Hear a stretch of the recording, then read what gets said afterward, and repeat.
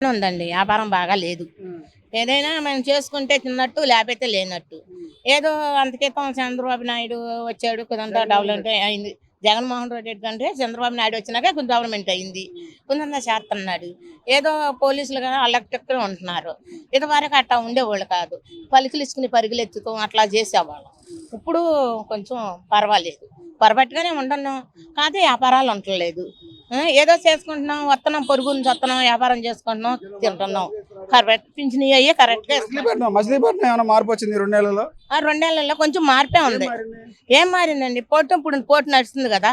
పోటు బాగానే కడుతున్నారు కదా! అంతకేతం ఆగిపోయింది కదా! ఇప్పుడేమో కడుతున్నారు కదా! ఆ?